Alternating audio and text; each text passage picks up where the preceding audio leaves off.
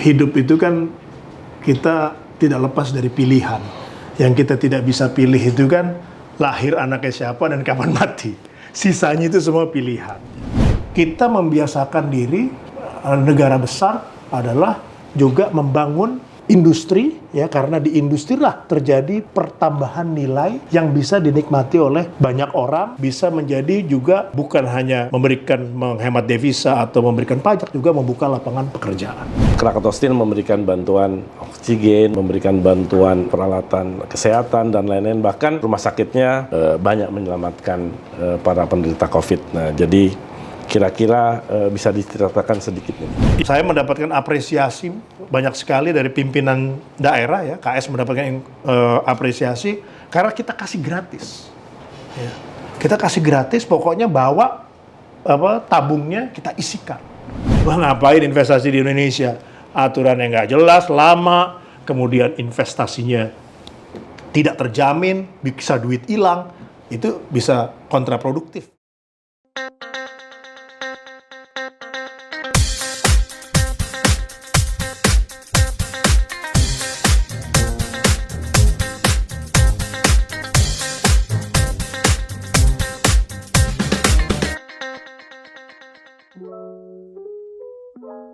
Para Sobat Trade Merdeka, sekarang ini saya sedang bersama Bapak Silmi Karim, Direktur Utama PT Krakatau Steel. Apa kabar Pak Silmi?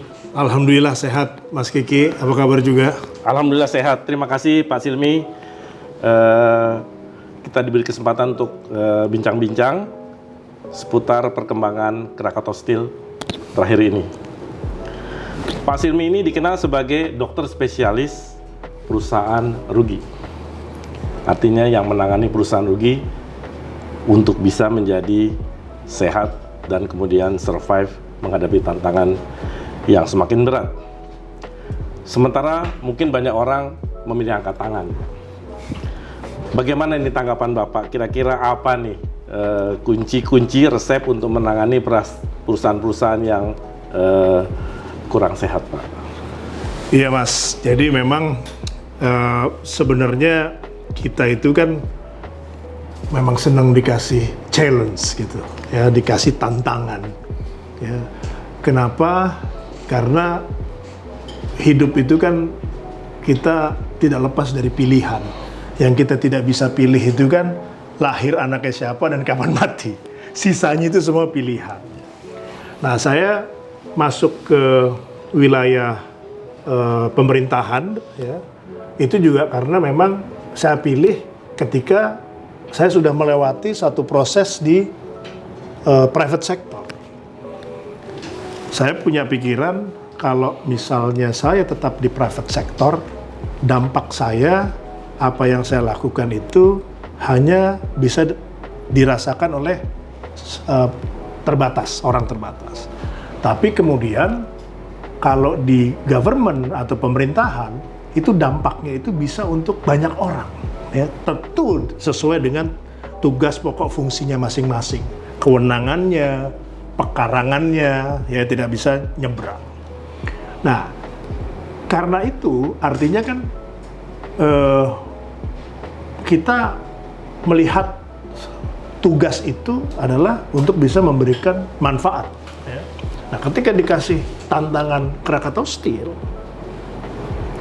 bayangan saya waktu itu adalah tantangannya misalnya 100. Setelah masuk ternyata 300. Ya, itu agak lumayan juga sih, ya.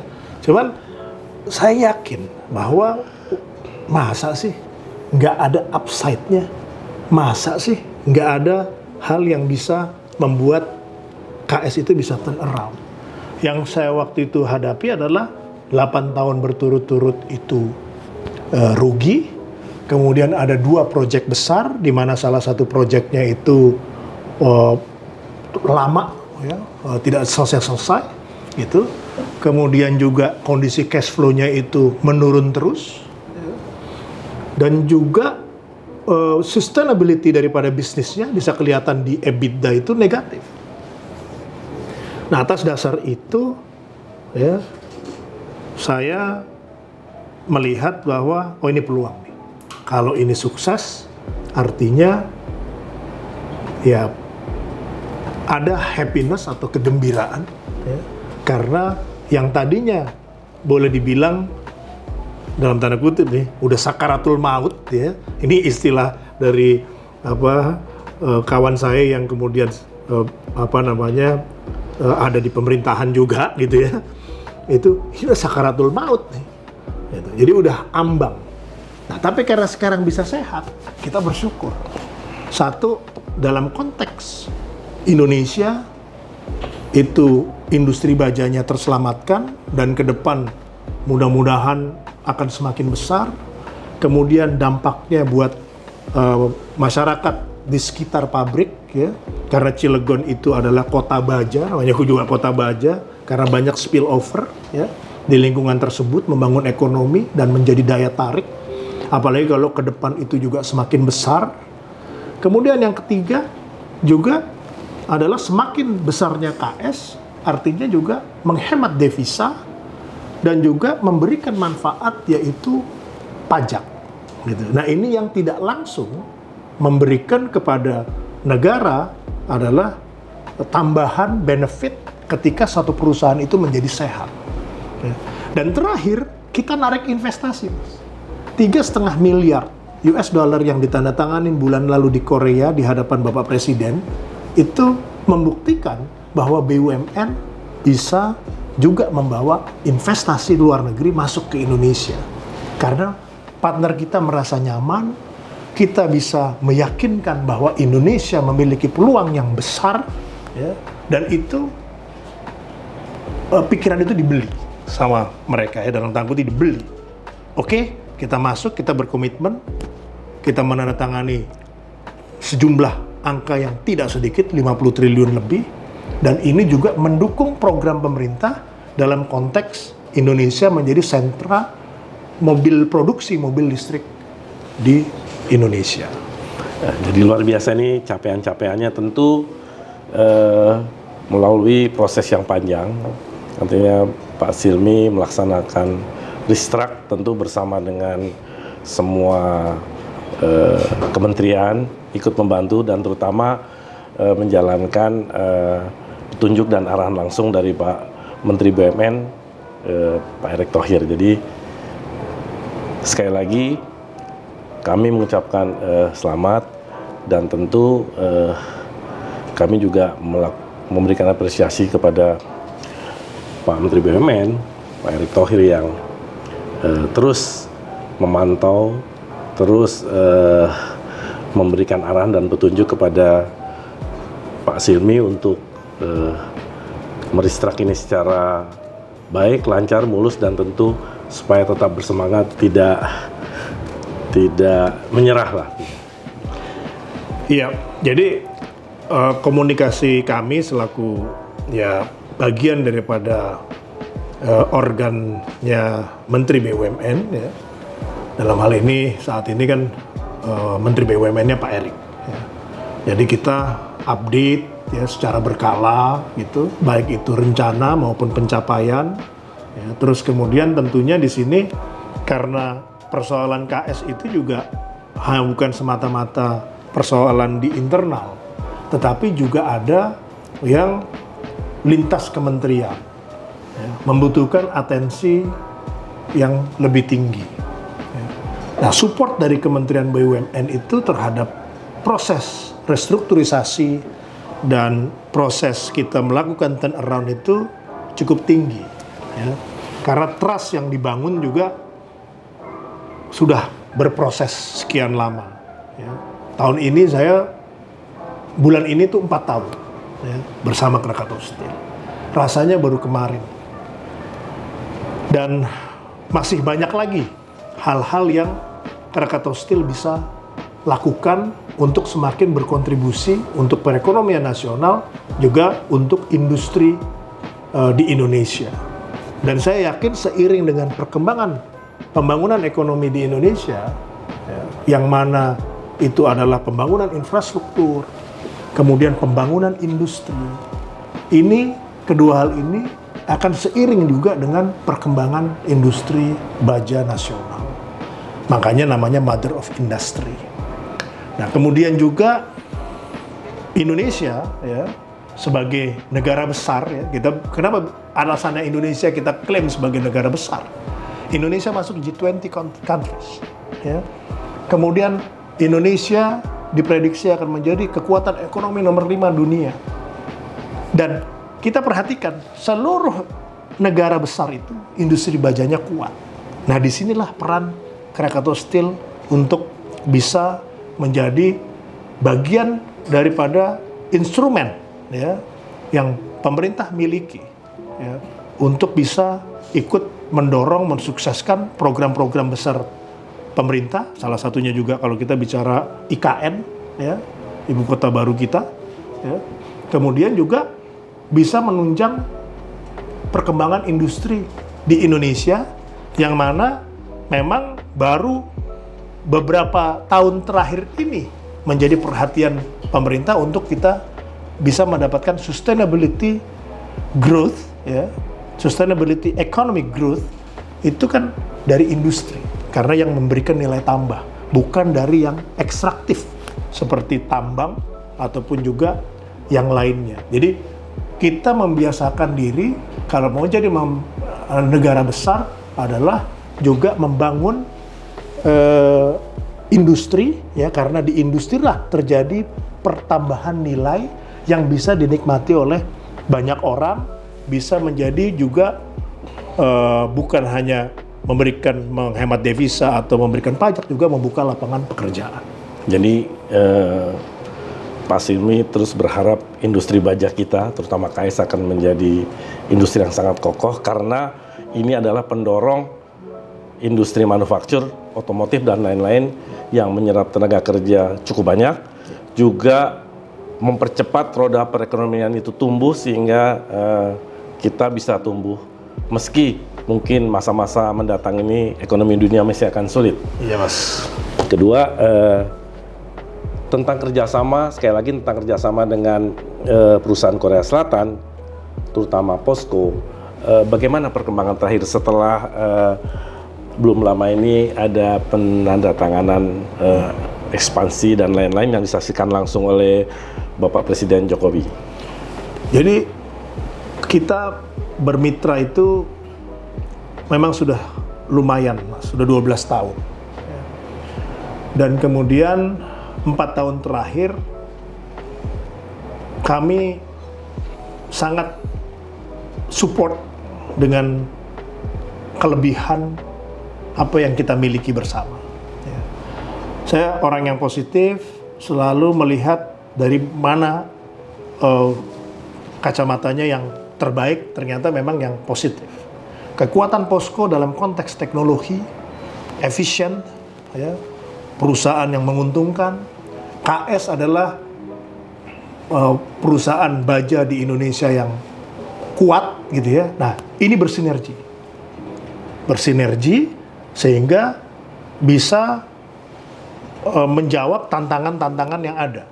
Kalau kita lihat dari sisi investasi ya, yang ditandatanganin ini mudah-mudahan, Mas, di bulan ini kita resmi tanda tangan memiliki saham di Krakatau POSCO 50-50. Yang semula Krakatau Steel 30 menjadi 50. 50-50 adalah merupakan wujud tingkat kepercayaan yang baik ya. Masing-masing memiliki fungsi untuk bagaimana menjadikan industri baja nasional ini maju.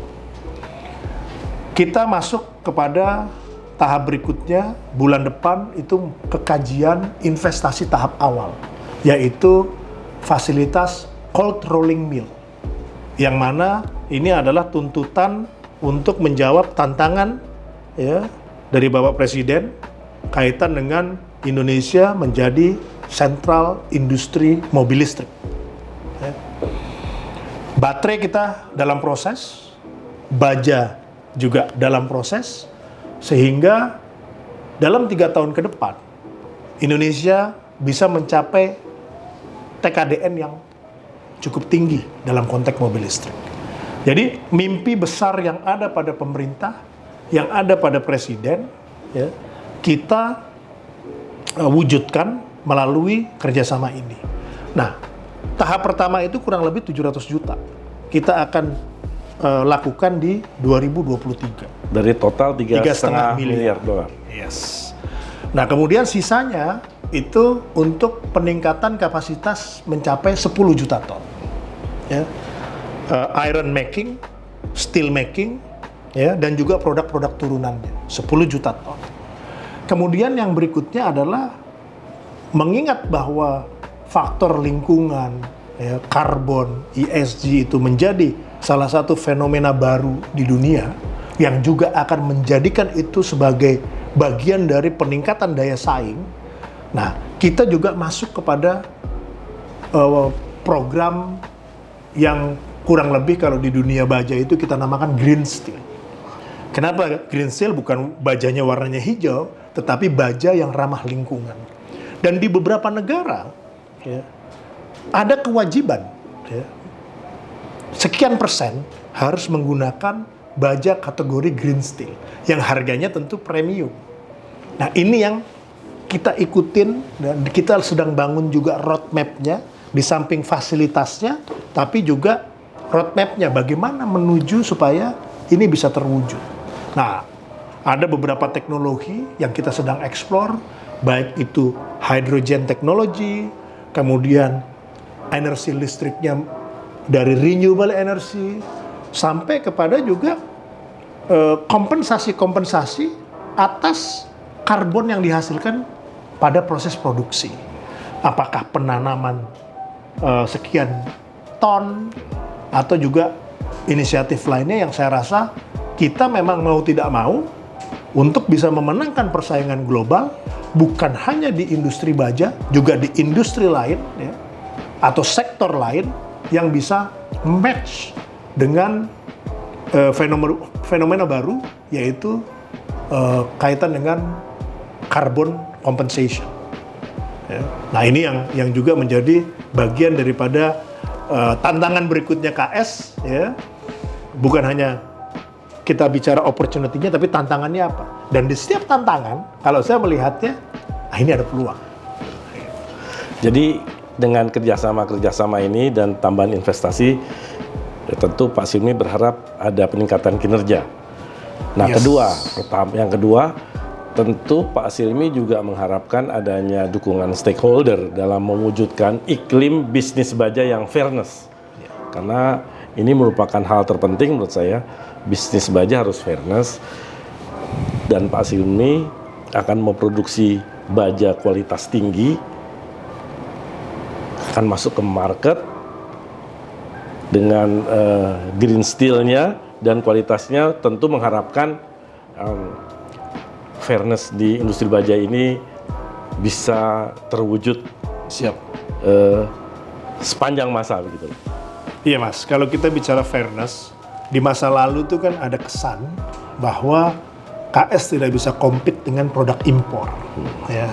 Sekarang kami bisa bilang KS masuk pada kategori perusahaan baja yang kompetitif. Apalagi mitra kita POSCO itu terkenal dengan program efisiensinya. Dan fasilitas POSCO di Indonesia yang dengan Krakatau Steel itu adalah the most efficient iron steel making factory ya di dunia. Itu. Nah, memang di sini kita harus juga punya level playing field yang sama. Ya. Ketika kita bicara bagaimana berkompetisi secara sehat, ya, itu yang kita inginkan. Ya. Karena kalau kondisinya tidak sehat, ada nyolong spek ya, yang harusnya ketebalan tertentu, kemudian aplikasi misalnya kan coated steel itu berapa mikron, ya, kemudian dari sisi ingredient, kalau misalnya di galvalum, aluminiumnya itu berapa persen. Nah, kebanyakan itu, banyak pihak-pihak itu melakukan kecurangan-kecurangan. Bahkan ada yang dilakukan secara sistematis. Ya. Apakah itu menggunakan tax rebate, apakah itu negara tertentu ya menggunakan tax rebate sebagai senjata untuk mengalahkan daya saing produk luar negeri lainnya. Kemudian ada juga circumvention, mengelabui HS Code. Yang ini juga masuk kategori canggih. Ya. Dia mengakui ini adalah produk tertentu yang bea masuknya 0, ya. Padahal sebenarnya ini adalah produk yang dikenakan bea masuk. Hal-hal semacam ini, kalau kita tidak solid di dalam negeri, tidak kuat, ya, antara dunia usaha, pengambil kebijakan, ya, yang sebagai palang pintu utama untuk menjaga fairness, ya, maka akan juga menjadi satu catatan-catatan bukan hanya perusahaan di Indonesia tidak berhasil. Ini bisa menjadi ancaman, Mas. Investasi yang masuk ke Indonesia kemudian keluar lagi. Iya. Gitu. Dan bukan hanya di baja. Ketika masuk ke industri dia udah invest, wah gila, importnya banyak. Iya. Nah, udah gitu impor tidak bisa dilarang. Tetapi kan harus fair. Gitu. Sehingga ketika masuk, beradu, ya, kita bermain di kualitas. Tidak bermain bagaimana cara menyolong quality maupun juga dalam hal menekan biaya. Nah, ketika masuk ke dalam wilayah yang tidak fair, KS tentu tidak bisa melakukan itu. Karena kita harus menjalankan code of conduct yang baik. Baik itu standar nasional Indonesia, aturan-aturan main, dan lain sebagainya kan kita harus penuhi. Nah, yang menjaga ini kan ada wasitnya. Nah, ini yang kami tentunya mengharapkan ya stakeholder yang mempunyai tupoksi menjaga suasana atau market yang baik gitu ya, yang fair. Ini bisa lebih optimal sehingga investasi yang ada di Indonesia akan sustain dan ini akan menjadi cerita di luar negeri.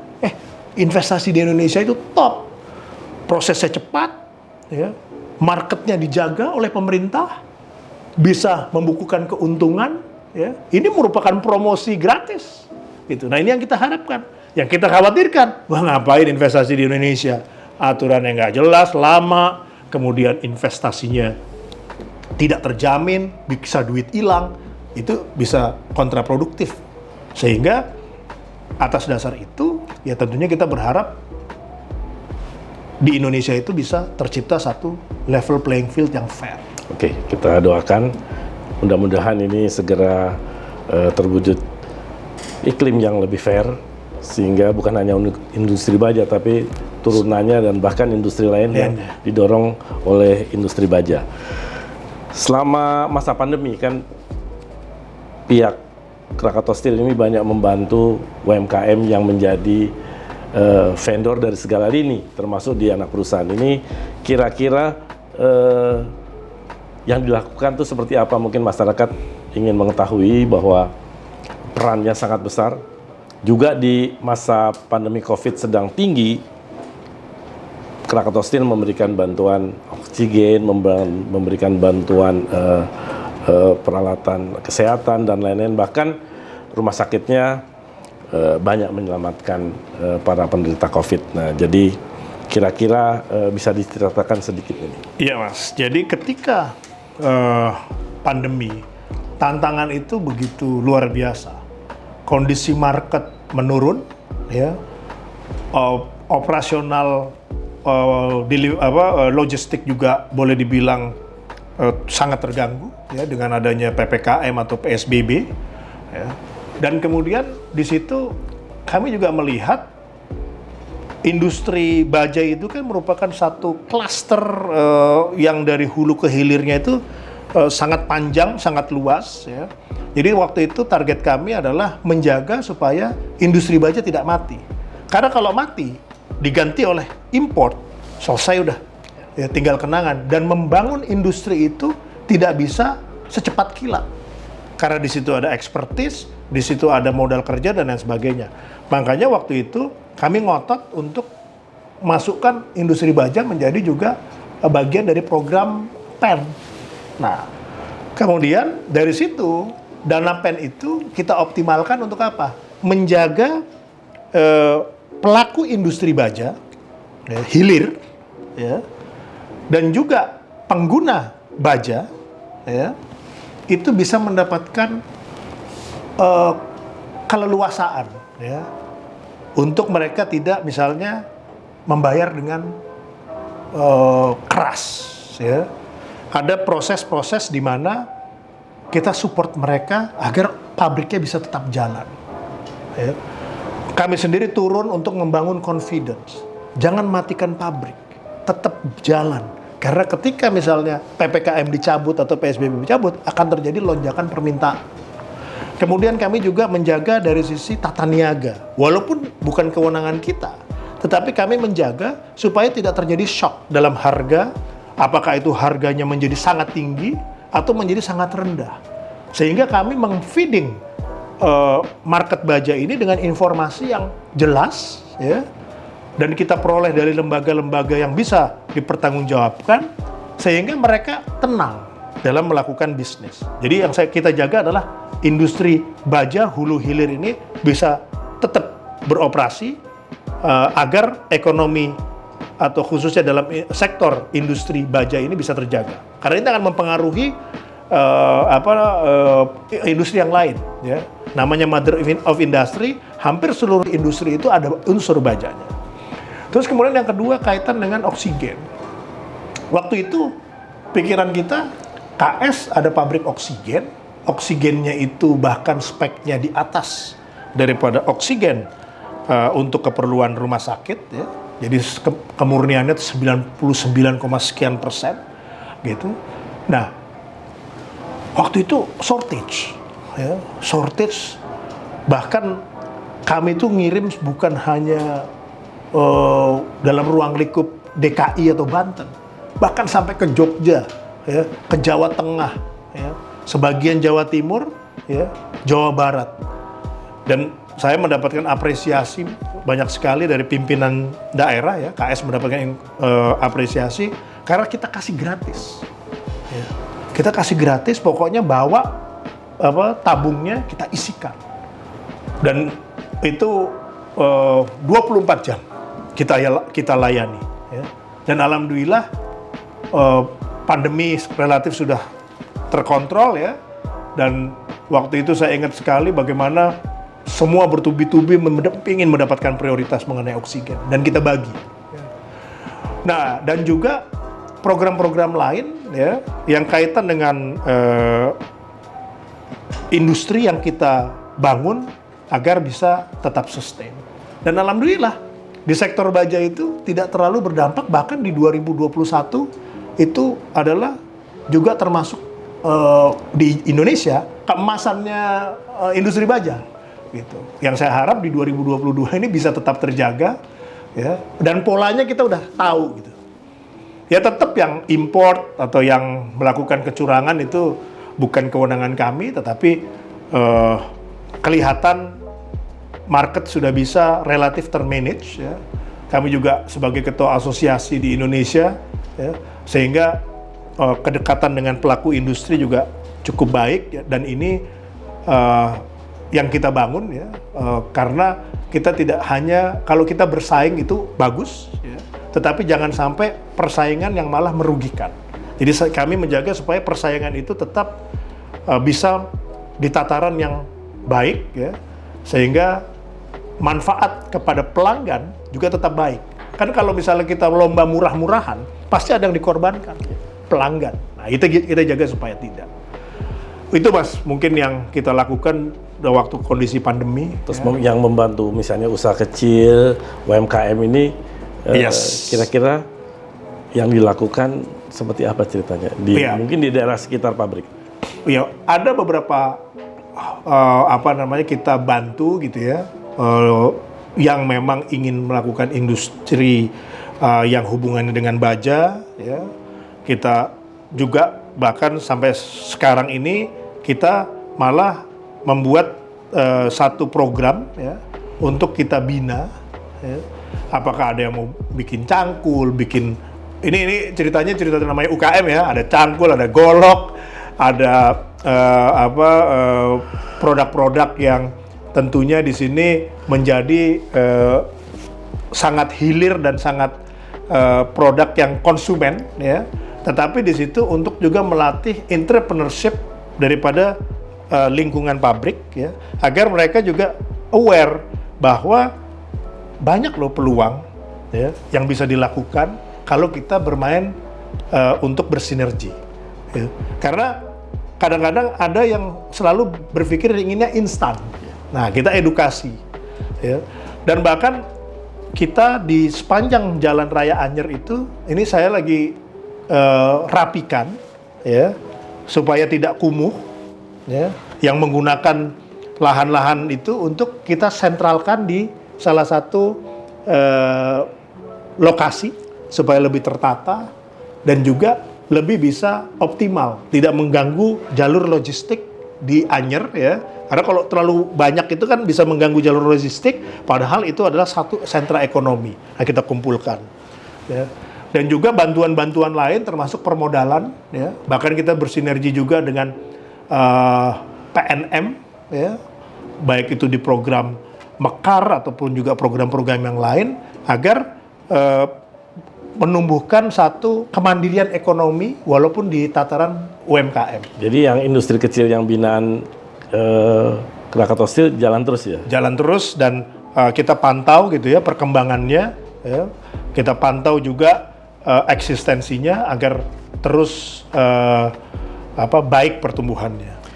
Dalam rangka meningkatkan produksi, tentu nanti ada kerjasama dengan pihak lain. Kemampuan untuk menekan importnya kira-kira bagaimana nih Pak? Import ini kurang lebih kan sekitar 5 juta ton 1 tahun. Yang langsung bersaing dengan kita itu di kisaran 3 juta ton. Ya. Jadi ada 2 juta ton yang relatif lebih banyak bersaingnya untuk produk-produk yang di luar fokus KS. KS itu lebih banyak fokusnya itu di flat product. 90% produk kita itu flat product, 10% itu long. Nah, dari 3 juta itu kita mentargetkan ya tentunya di sini dengan dukungan kementerian lain ya seperti Perindustrian, Perdagangan maupun Menko Perekonomian, Kemenko Perekonomian itu bisa turun mudah-mudahan 50%-nya. Dengan turun 50% itu cukup signifikan.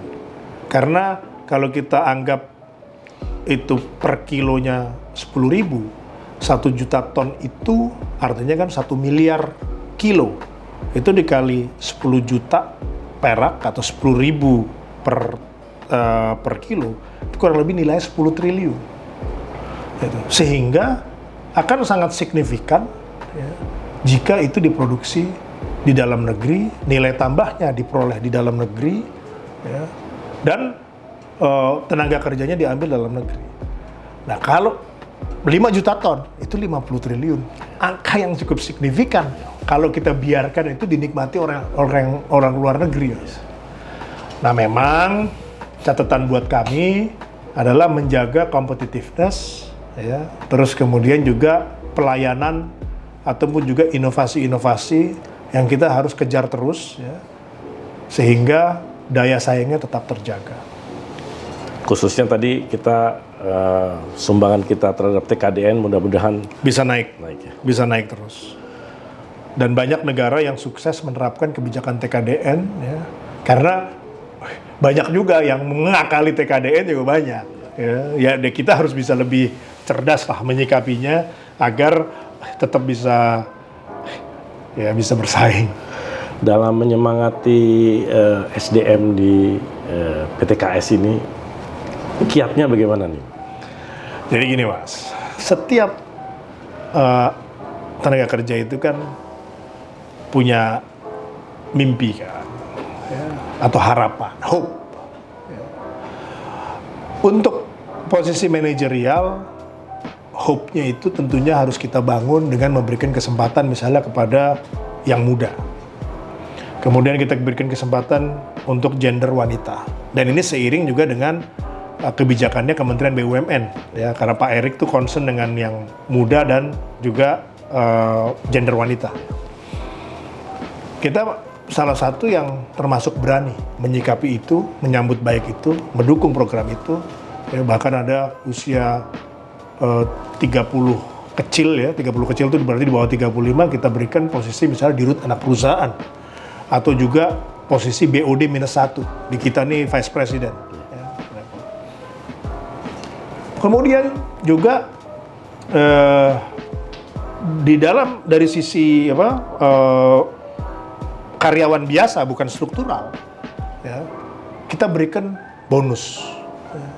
Kita berikan apa-apa yang memang menjadi bagian daripada haknya dan juga penyemangat mereka. Inisiatif-inisiatif penghematan, ya, melalui inovasi, kita berikan juga bonus khusus. Jadi ada inisiatif tertentu gitu, ya, menghemat 10 miliar, ya, per tahun. Direktur yang membidangi hal tersebut, misalnya direktur produksi, itu saya skepkan untuk mereka mendapatkan bonus di luar yang bonus normatif, ya. Nah, kenapa hal ini? Karena kita harus memacu mereka berpikir untuk makin efisien. Yang tidak boleh itu kan saya tanda tangan skep untuk saya sendiri, Mas. Jadi merit sistemnya jalan. Merit sistemnya jalan, ya. Promosinya juga jalan, ya. Kesempatannya juga jalan, tidak urut kacang, ya. Dan kita juga memberikan kesempatan pada yang memang bagus, ya. Kita bina, kita dorong, ya, dan memberikan kesempatan juga pendidikan, ya, kerjasama sama LPDP, ya, untuk mendapatkan beasiswa. Juga kita mendorong juga teman-teman untuk kemudian menambah kemampuan mereka melalui program-program formal maupun informal. Jadi, di pendidikan. Career path untuk yang mereka yang memang baik itu jelas. Jelas. Sekali lagi nih udah terima kasih. Terima kasih lagi nih banyak hal Terima yang kasih, Mas. mencerahkan saya bahwa memang KS ini luar biasa. KS ini telah berhasil melewati masa sulit, bahkan di masa pandemi pun justru survive. Di tahun 2021 kemarin juga mendapatkan hasil yang terbaik. Siap, Mas. Kami mendoakan semoga ke depan Krakatau Steel tumbuh makin pesat dan terus berada dalam urutan perusahaan-perusahaan terbaik